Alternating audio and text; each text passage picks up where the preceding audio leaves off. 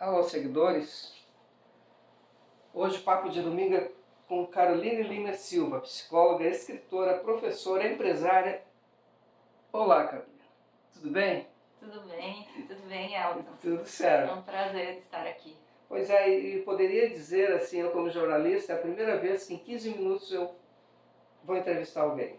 Te conheci agora, nesse momento, né? Sim. Num domingo bacana, domingo de Páscoa, né? E, então, nossos seguidores gostariam de saber, Caroline, quem é a Caroline? A Caroline é uma pessoa que busca a evolução constante. Eu sou psicóloga, né? Sou escritora também, professora universitária de cursos de extensão e empresária da minha empresa chamada Societos. Então, para falar um pouquinho dos meus livros, assim, eu tenho 13 livros como autora solo e como coautora. Alguns livros de poesias, contos, crônicas, de coletâneas sobre algum assunto do momento.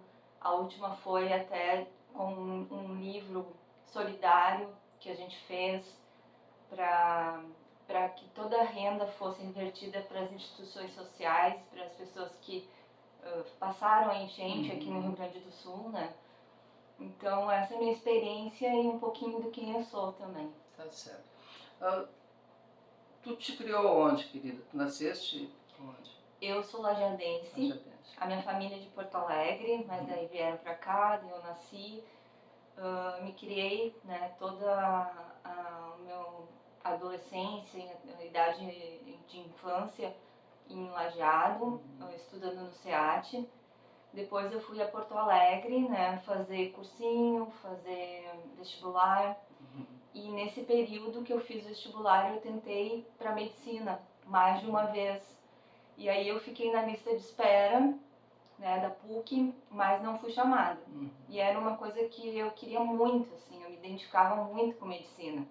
Eu achava que era aquele o caminho, né, que eu devia seguir. E aí um dia eu resolvi fazer vestibular para psicologia e, né, me encantei, assim, me achei completamente. Os meus colegas eu achava ótimos, assim, a gente tinha uma turma que foi do início da faculdade até o final. Então era bem interessante, assim, os professores magníficos, assim, excelentes professores na PUC. E me formei na PUC, então, e depois eu fiz o mestrado na URGS e fiz MBA em gestão de pessoas e MBA em tendências e inovações. Já é doutora? Ainda não. Ainda não. Se tu dissesse ainda não, vai ser. Tentando. Tá tentando, tá certo, Sim. querido.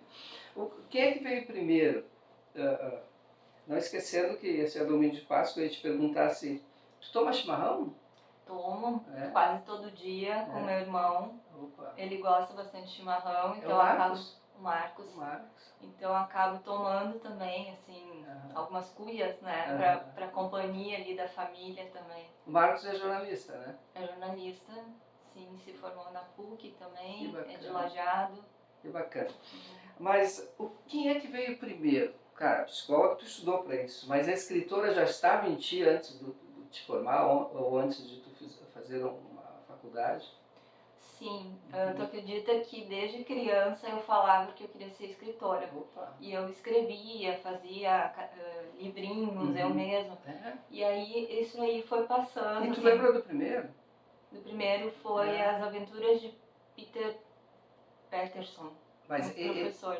Mas esse foi tu fez com mais alguém? Não, mas assim, o primeiro que tu fez aquele tu fizeste no papel? Eu fiz no papel, mas eu não publiquei. Não publicou? Mas não conseguiu guardar? Tenho guardado. Tem guardado? Tenho guardado. Puxa vida. Sim. E aí passou a adolescência. Na adolescência eu me lembro assim, de escrever muito, né, de poesias, mas nunca salvar para divulgar, né? E aí foi agora, né, há pouco tempo, assim, comecei a escrever novamente e aí vi que dava para potencializar isso, né, assim, escrever. Aí quando tu começou a escrever, mandar imprimir, eu não sei como funciona. Eu estou aguardando um livro sobre o Campeonato Piá, que está em projeto. Sabe que tem que fazer uns projetos grandes, que agora não saiu. Eu não escrevi o livro ainda. Mas qual é que foi o primeiro? E tu lembra quando foi? Quando aconteceu o primeiro? Sim, o primeiro foi em 2015, quando eu recebi um convite de uma editora alemã para transformar a minha tese, a minha dissertação de mestrado num livro. E aí eu fui fazer, só que era assim, eu tinha que produzir muita coisa, capa, orelha, mas foi ótimo, assim, porque eu aprendi muito sobre essa questão de edição, né? E aí ele foi para 10 países, né? Ele tá na plataforma More Books, se tu acessar lá More Books, Justiça Social, vai aparecer. Então, esse foi o primeiro E falava sobre o quê? Falava sobre... Fala, né? Fala sobre as percepções dos adolescentes em relação à justiça social. Por exemplo, o que eles acham do preconceito, da discriminação, o que eles acham de relações igualitárias ou não. Então, mais ou menos isso, né? Tu fizeste entrevista com as pessoas ou tu ia pegando as... Eu fiz grupos focais em adolescentes nas escolas aqui de Lajeado. E aí foi bem interessante, assim, porque emergiu muita coisa, né, assim, do que eles falavam. E a gente viu que eles têm bastante potencial também, assim. Às vezes o adolescente é meio visto como aquele que bagunça, né, que não tem muito uma visão de mundo.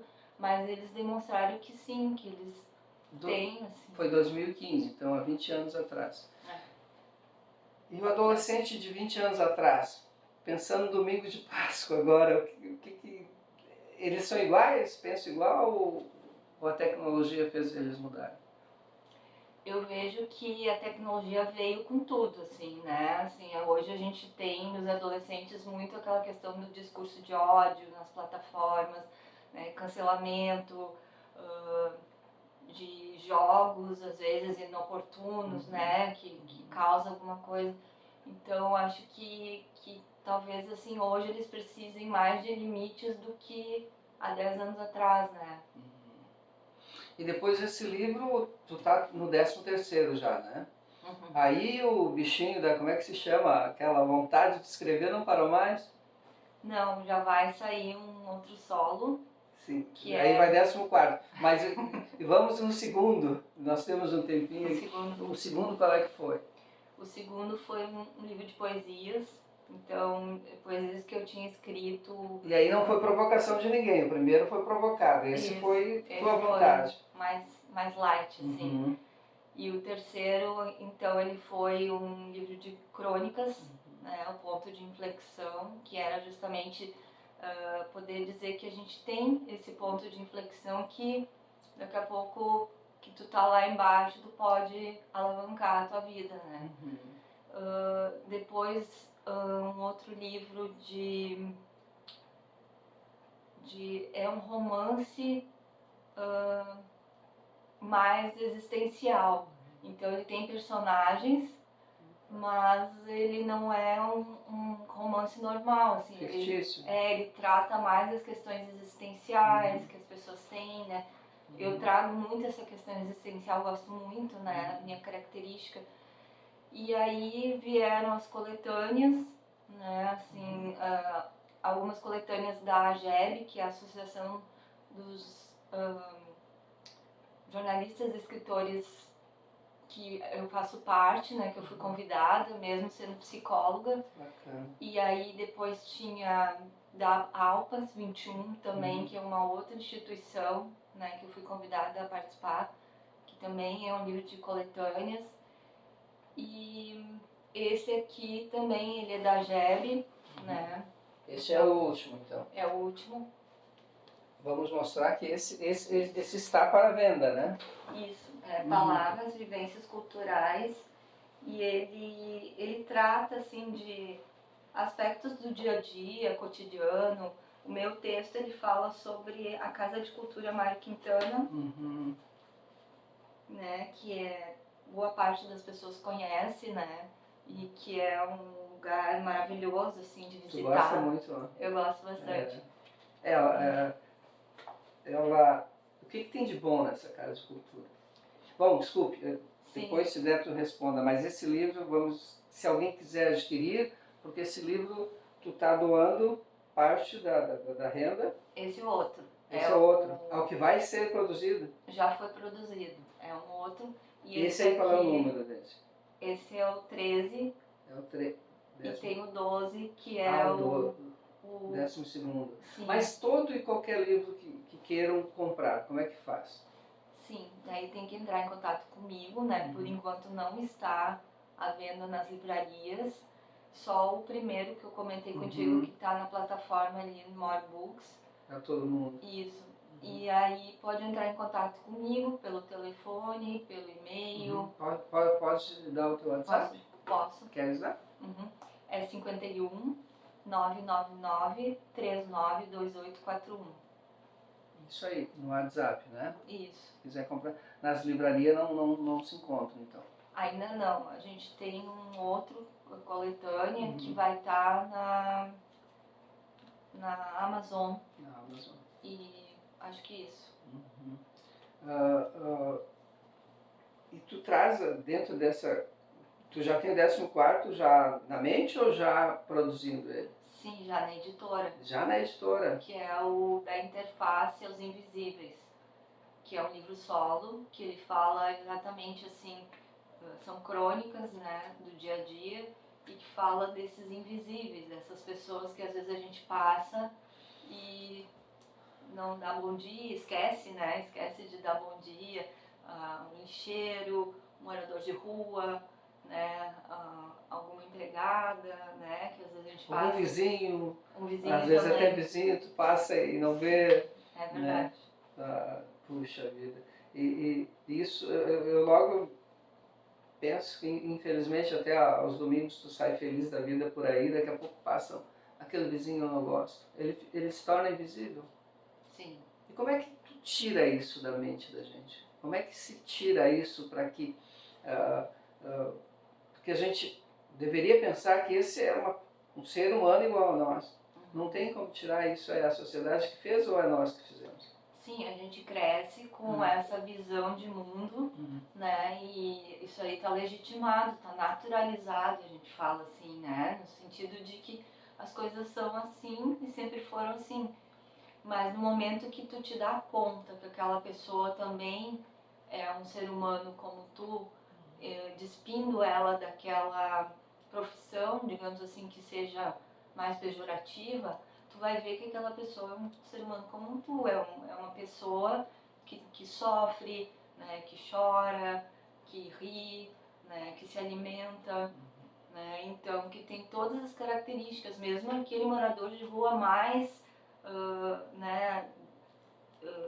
exposto ali a tudo, aquele morador de rua ele também tem uma dignidade, né, então como nós.